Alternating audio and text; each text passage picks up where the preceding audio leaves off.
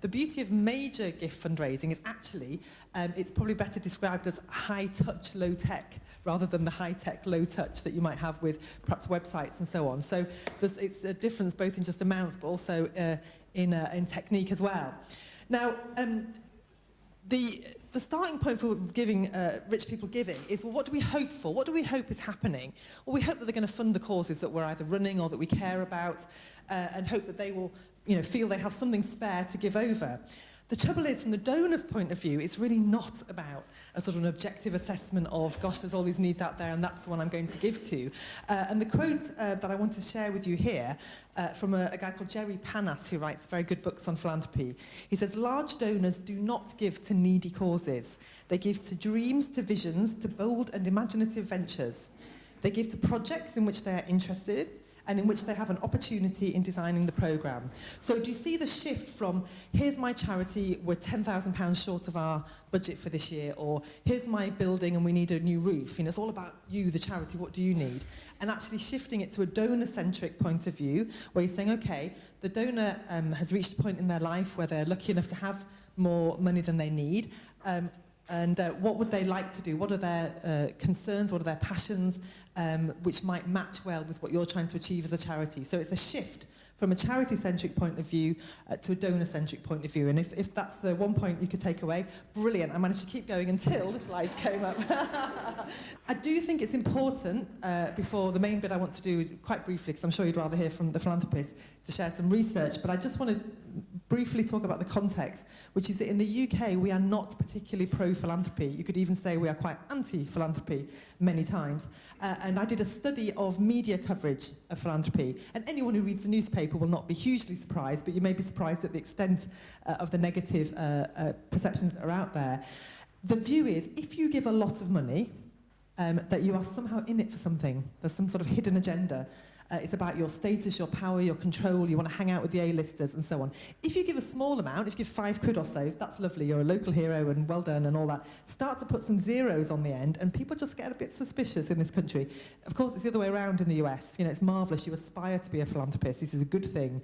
What is success if you're not also giving back? And I do think that's a shift we need to work towards, that the definition of success becomes both being if you wish to become rich, fine, but also that you wish to be generous.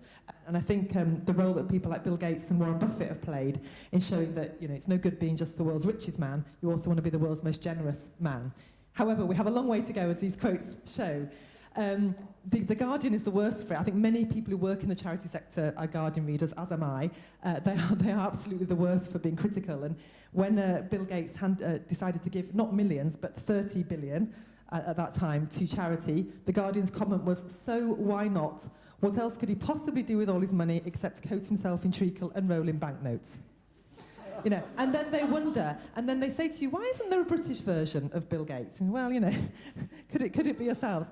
The list of words in the middle is also just to show that it's quite subtle. They don't need to write an article slamming philanthropists. It can just be quite subtle, just putting words in front of the word philanthropist, like disgraced or Dickensian or tax ruse, or, the article's not necessarily about that, but it's just a very kind of widespread cultural milieu that philanthropy is just a bit dodgy.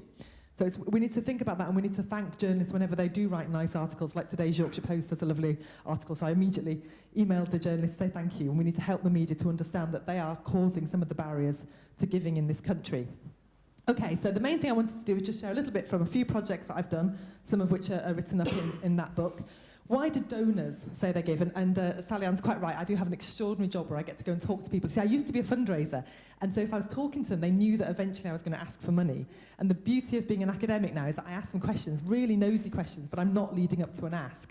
So it's okay, and they will answer them, and hopefully I can then share that information back with fundraisers, which is what I see as one of my main audiences being, and my students, of course, as well. So I talk to them about their giving, how they choose what to give to, and how much and so on. And these are the three key findings that I want to share today, because it chimes with their personal tastes and preferences, because it grows out of their personal background, and because it enriches their life. So because I can't, share with you all the conversations. It's quite quotes heavy, the next 3 slides. The top quote was a fabulous older gentleman who was really making the point about the whole philanthropy is autonomous. You can give to what you want to give to. And if you like dogs and not cats, that's okay. You're allowed to do it. And that's why it's so much more fun than paying tax, where you really don't have any say in where the money's going. So at some level, there is an element of donor whim and just what their particular passions and interests are. The middle couple of quotes show how much this is sort of veers on the hobbyist side of things. People just like birds, they like walking, they like skiing. And the more that a charity can tie into what people's existing preferences and passions and so on, the more likely they are to succeed with bringing that philanthropist in as a partner, not as a necessarily a sort of a patron, but as a partner in the good work that they're doing. And the bottom quote, which I bet you can't read at the back, because I sat at the back and I couldn't see the bottom of the slide, so let me help you with that one. I just want to put it there because people have a view that charity should be about need. That's sort of what the word means. If someone shakes a tin and says it's for charity, you don't think it's going to be, you assume it's going to be helping people who are worse off than you and in need and so on. But actually, the things that people get excited about are often other kinds of causes. So this gentleman said, well, appropriate beneficiaries are people who are hard up, but I did put a rather large sum into helping to buy and restore an old Victorian steam engine. And I hope maybe when it gets going, I might be allowed to stand on the footplate and blow the whistle. And he actually did get more and more enthused as he was talking. And I hope he does get to stand on the footplate and blow the whistle, but you can see how we need to find ways to enthuse donors, not just appeal to their, not just, I once did some work with beneficiaries of charity, the homelessness users in a hostel, and they said, don't just put out pity pictures of us at our lowest ebb, talk about what our ambitions are and what we want to achieve in our lives and how we turned it around, not just pictures of us lying in the gutter. And it's sort of that slightly more positive story. Okay, the second point, this lovely phrase philanthropic autobiographies, is not mine. I wish it was. It's from an American academic called Paul Shervish. His work is marvellous. And his point is that everybody has a story. Everybody has had a lifetime's worth of experience of causes that have touched them, for good and bad. They've had loved ones who've been ill. They've lived in certain areas that have certain needs, as Marcel spoke about Plymouth and Kinsale and Somerset. They've worked in certain areas that you just know about stuff as an accumulation of all the things you've done in your life.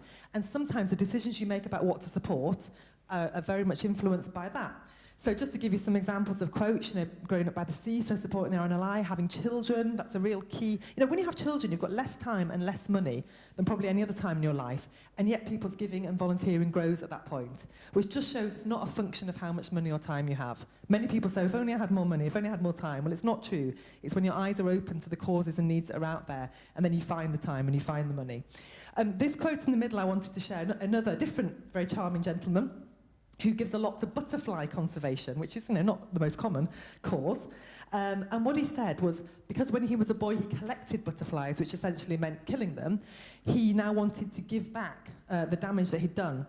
And you see at the end of his quote he says, so that's an important one.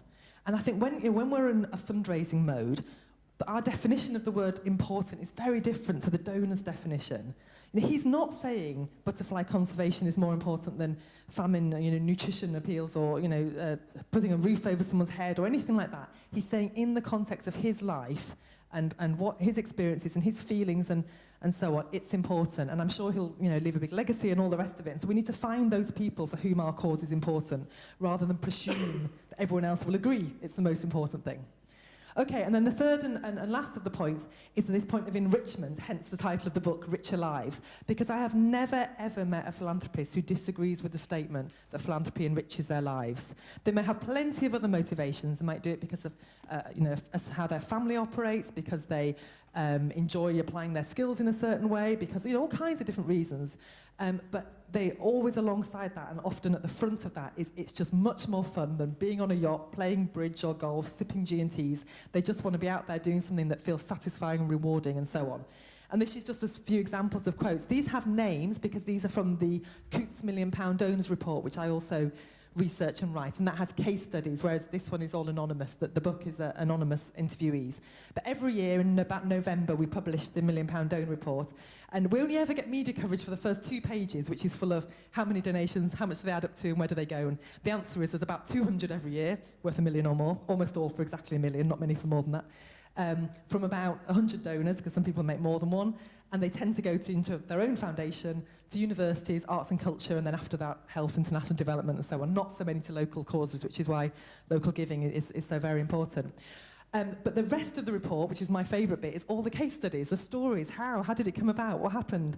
And we have case studies of both people who give 7 figures or more and also those who receive 7 figures or more. So charities, how did they do it? And they're not the big brand names, you know.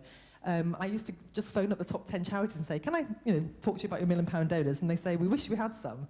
Really huge charities with tens, hundreds of £1 million turnover. And they might have had one once. Mostly it's made up by much smaller donations. It's the sort of 10 to 20 million pound charities, or even smaller sometimes, where £1 million can be absolutely transformational. Cancer Research UK's turnover is 468 million. If you can give £1 million to them, I'm sure it'll be spent brilliantly and be very useful, but it won't utterly transform the nature of that charity. So smaller charities do have a chance for these. So there's all some sort of quotes on how marvellous and enriching it all is. Just to briefly end by talking about how people decide what to support, 3 points. Connection, this is really a reiteration. They give to causes they feel passionate about and connected to, not the neediest ones. Who asks? Fundraising is getting more professional, but however good the fundraiser, only 1/3 of the people we interviewed and surveyed respond to requests from fundraisers, but what they do respond to is people that they know and respect. So it's so important to have good trustees who are out there who are willing to make introductions and other volunteers who are willing to open up their address books. And then thirdly, impact. However close the connection, however good the introduction, unless they can see it's going to make a difference, why would they hand over their hard-earned money? Finally, why don't some rich people give? Well, as amazing as it may seem, even if they are millionaires, they do not necessarily feel, they may not necessarily be much to spare. So the feelings of financial security, doing the maths that Marcel indicated, where you work out, actually, I've now got to a point where I've got some, a lot of people don't do that. So we have an appendix in the book which actually sets out a little chart that wealth advisors and so on, or people can do by themselves if they wish, just to work out how much do I need to account for every possible situation that could arise and not end up feeling daft. Why did I give that money away when I now need it to pay for my care of my children or so on? That was the main reason why people don't do it, but there are also other reasons which I think charities can do a lot about helping. So showing, empathy, doing visits, they're not just, you can't just say get a job or, sort yourself out, showing people why sometimes people's lives take a wrong turning and helping build that empathy. And I just jumped to the 5th point so you can move on to the speakers. Charities can do a lot to increase the confidence that people have. However much they may have some to spare and believe in you, if they're not quite sure it's going to be spent well. You might be terribly nice people, but they're just not confident that charities have the right systems to use the money effectively. So there's a big job of work to be done in reassuring donors their money will be spent well. I hope that was useful. I'll leave you with a final quote from that guy, the same book before. There is no such thing as a shortage of major donors. There is only a shortage of great ideas to raise money, a desperate need for visions and dreams, because mega givers are captivated by the opportunity, the challenge, and the magic of being able to do something special. If you can approach your work of thinking that, how can I help somebody fulfill a dream, rather than how can I help empty their bank account, then I think we'll have a lot more success. Thanks.